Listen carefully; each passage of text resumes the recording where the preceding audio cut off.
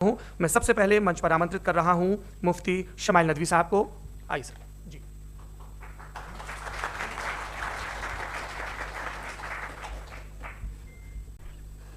तमाम तारीफ़ें उस क्रिएटर के लिए जिसने इस यूनिवर्स को एक मकसद के तहत पैदा किया है।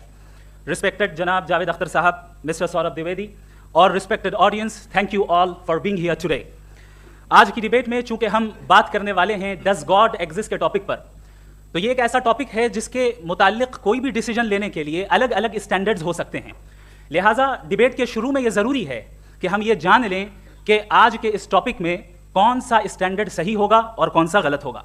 सबसे पहला स्टैंडर्ड जिसे मैं समझता हूं कि हमारे रिस्पेक्टेड जनाब जावेद अख्तर साहब बड़ी तेज़ी के साथ उसकी तरफ लपकेंगे, वो है साइंस।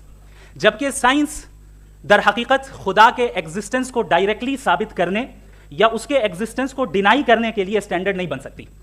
और उसकी वजह क्या है, ये मैं नहीं कह रहा, ये वो लोग कह रहे हैं जो साइंस के एक्सपर्ट्स हैं।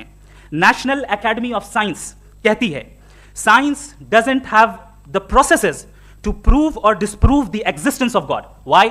क्योंकि साइंस का ताल्लुक एम्पेरिकल एविडेंस से है और एम्पेरिकल एविडेंसेस का ताल्लुक हमारे नेचुरल और फिजिकल वर्ल्ड से है, जबकि गॉड नॉन फिजिकल और सुपर नेचुरल रियलिटी है। लिहाजा नॉन फिजिकल रियलिटी को आप उस टूल के साथ नहीं चेक कर सकते जिसका काम फिजिकल रियलिटी को तलाश करना है।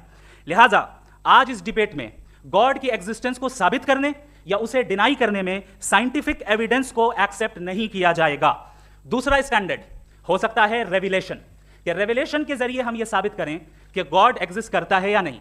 लेकिन यह स्टैंडर्ड भी आज इररेलेवेंट है। क्यों? क्योंकि रेविलेशन मेरे नजदीक सोर्स ऑफ नॉलेज है, वैलिड सोर्स ऑफ नॉलेज है, लेकिन हमारे जावेद अख्तर साहब के नजदीक ये वैलिड सोर्स ऑफ नॉलेज नहीं है। लिहाजा आज की डिबेट में मैं एक भी एविडेंस किसी भी मजहबी स्क्रिप्चर से नहीं दूंगा ताकि जावेद अख्तर साहब के लिए वो अनएक्सेप्टेबल ना हो। तीसरा जो मेयार हो सकता है वो है ऑब्जर्वेशन, कि भाई कोई कहे कि हमें खुदा दिखाओ, अगर है तो दिखाओ, या ये कि खुदा के एग्जिस्टेंस पर एम्पेरिकल एविडेंस दो, तो ये है दर हकीकत गलत टूल का इस्तेमाल करना। ये ऐसा ही है कि जावेद साहब मुझसे ये मुतालबा करें कि मुफ्ती साहब आप मेटल डिटेक्टर के जरिए प्लास्टिक डिटेक्ट करके दिखाएं। अब चूंकि प्लास्टिक डिटेक्ट नहीं हो पा रही है लिहाजा plastic does not exist. No, you are using the wrong tool. इस टूल से प्लास्टिक को डिटेक्ट नहीं किया जाता। लिहाजा मैं समझता हूं कि गॉड के एग्जिस्टेंस पर एम्पेरिकल एविडेंस का मुतालबा करना एक बचकाना मुतालबा है और हमारे रिस्पेक्टेड जनाब जावेद अख्तर साहब इस स्टेज से अब बहुत आगे निकल चुके हैं। अब बचता है एक ही स्टैंडर्ड और वो स्टैंडर्ड है अक्ल, लॉजिक, रीजनिंग। और यही वो स्टैंडर्ड है जिसके तहत गॉड की एग्जिस्टेंस को साबित किया जाएगा या गॉड की एग्जिस्टेंस को डिनाई किया जाएगा। लेकिन चूंकि ये बहुत इंपॉर्टेंट और सेंसिटिव टॉपिक है, इसलिए लॉजिकल आर्ग्यूमेंट भी ऐसा होना चाहिए जो डेफिनेटिव हो, इनडेफिनेटिव ना हो, जो 2 और 2 4 की तरह बिल्कुल वाजे हो, जिसे लॉजिकली रिजेक्ट करना पॉसिबल नहीं हो। फॉर एग्जाम्पल हम कहें हमारे रिस्पेक्टेड मिस्टर सौरभ साहब, ये एक इंसान है और तमाम इंसान कॉन्शियस बीइंग है, लिहाजा नतीजा क्या निकला, हमारे सौरभ साहब भी कॉन्शियस बीइंग है। क्या ये इंडेफिनेट आर्ग्यूमेंट है या डेफिनेट आर्ग्यूमेंट है? ये डेफिनेट आर्ग्यूमेंट है। ये 2 और 2 की तरह वाजे है, इसमें किसी तरह जो है लॉजिकली इसको रिजेक्ट नहीं किया जा सकता। तो अगर आज हमारे जावेद अख्तर साहब ऐसी कोई अकली दलील और लॉजिकल एविडेंस दें खुदा के ना होने पर जो डेफिनेट भी हो, तो मैं ये ऐलान करता हूं कि यकीनन मैं उस एविडेंस को कबूल करूंगा और उस पर गौर करूंगा। लेकिन साथ में यह भी ऐलान कर देता हूं प्रेडिक्शन के तौर पर कि ऐसा कोई डेफिनेट आर्ग्यूमेंट कोई नहीं पेश कर सकता। दलील हम देंगे और डेफिनेटिव दलील देंगे, लॉजिकल दलील देंगे, ऐसी दलील देंगे जो एंटायर एथिस्टिक वर्ल्ड उसे रेफ्यूट नहीं कर सकती। चलें अब हम एक एग्जाम्पल सोचते हैं, एक सिनेरियो, सिंपल सिनेरियो। तमाम ऑडियंस से गुजारिश है, हम और आप एक आइसोलेटेड आइलैंड पर हैं, ऐसा आइलैंड जहां पे हमसे पहले कोई कभी नहीं गया। चलते चलते आपके सामने अचानक आपने देखा एक पिंक कलर की बॉल पड़ी हुई है। सबसे पहला सवाल आपके जहन में क्या आएगा कि ये बॉल यहां क्यों आई, कैसे आई, ये पिंक कलर की ही क्यों है, कोई और कलर भी हो सकता था, ये इसी शेप में क्यों है, कोई और शेप भी हो सकता था।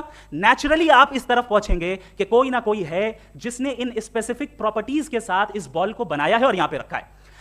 चूंकि आप जानते हैं कि ये जो बॉल है इसका एग्जिस्ट करना जरूरी नहीं है, ये एग्जिस्ट कर भी सकती थी, नहीं भी कर सकती थी, और एग्जिस्ट करना ही था तो किसी और फॉर्म में करती, किसी और कलर में करती। अब आप इस बॉल को एक्सपैंड करते चले जाएं, एक्सपैंड करते चले जाएं, एक्सपैंड करते चले जाएं, यहां तक कि ये बॉल यूनिवर्स के साइज की हो जाए। बताइए कि क्या साइज के बढ़ जाने से सवाल बदल जाएगा? हरगिज नहीं बदलेगा। अभी भी सवाल रहेगा ये यूनिवर्स कहां से आया, इन स्पेसिफिक प्रॉपर्टीज के साथ कहां से आया, क्यों आया, किसने बनाया, ये सवाल उस वक्त भी वैलिड रहेगा।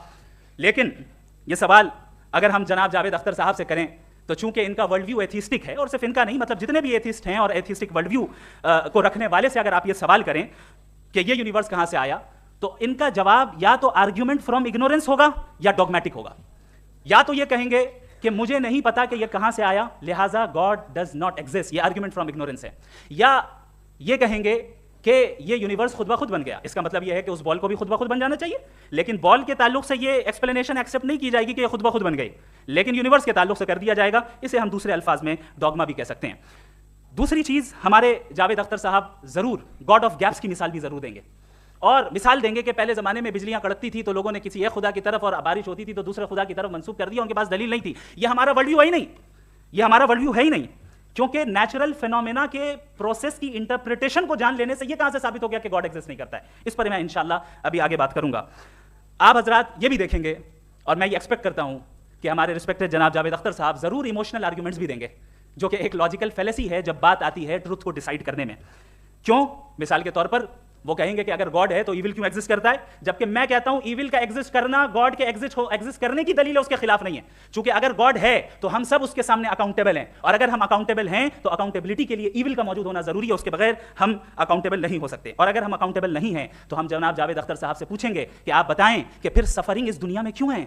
अगर खुदा नहीं है तो सफरिंग क्यों है? और उन लोगों के जज्बे का क्या जिनके अंदर सफरिंग के बाद इंतकाम लेने का जज्बा पाया जाता है और वो इस दुनिया से ऐसे ही चले गए, क्या उनकी सारी तकलीफें बेकार चली जाएंगी? अब आ जाएं उसी एग्जांपल की तरफ कि बॉल, मुझसे अगर कोई पूछे इस बॉल को किसने बनाया, और या इस एक्सपेंडेड बॉल को किसने बनाया, मैं कहूंगा कि चूंकि ये यूनिवर्स और इस यूनिवर्स की तमाम चीजें कॉन्टिंजेंट हैं। कॉन्टिंजेंट होने का मतलब ये होता है कि जो अपने एग्जिस्टेंस पे किसी के ऊपर डिपेंड करती हो, तो जाहिर है ये यूनिवर्स कॉन्टिंजेंट है। और अगर कोई चीज कॉन्टिंजेंट नहीं है तो मैं रिक्वेस्ट करूंगा कि मुझे दिखा दें कि कौन सी चीज यूनिवर्स में कॉन्टिंजेंट नहीं है, हम भी जरा गौर कर लें और हम भी देख लें। और जब कॉन्टिंजेंट चीजें मौजूद हैं तो फिलोसोफर्स की इस्तिलाह के मुताबिक, हम उस टर्मिनोलॉजी के मुताबिक, हम उस जगह तक पहुंचते हैं और उस हस्ती तक पहुंचते हैं जिसे नेसेसरी बीइंग कहा जाता है, कि ये वो नेसेसरी बीइंग है जिसका मौजूद ना होना नामुमकिन हो। क्योंकि अगर ये मौजूद ना हो तो सारी चीजें एग्जिस्टेंस में आएंगी ही नहीं, और ये सारी कॉन्टिंजेंट चीजें उसी के ऊपर डिपेंड करती हैं। अब अगर आप ये सवाल करते हैं कि फिर उस हस्ती को किसने बनाया, फिर उसका कॉज क्या है, फिर उसका कॉज क्या है, फिर उसका कॉज क्या है, और एंडलेसली चले जाएं, इसे हम कहते हैं इन्फिनिट रिग्रेस ऑफ कॉजेस, जो कि लॉजिकल फेलेसी है।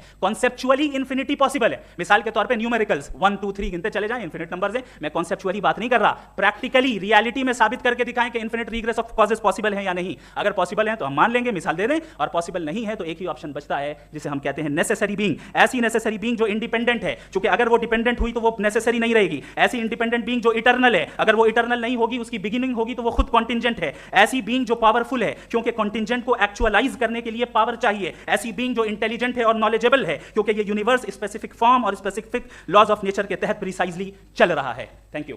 थैंक यू मुफ्ती साहब।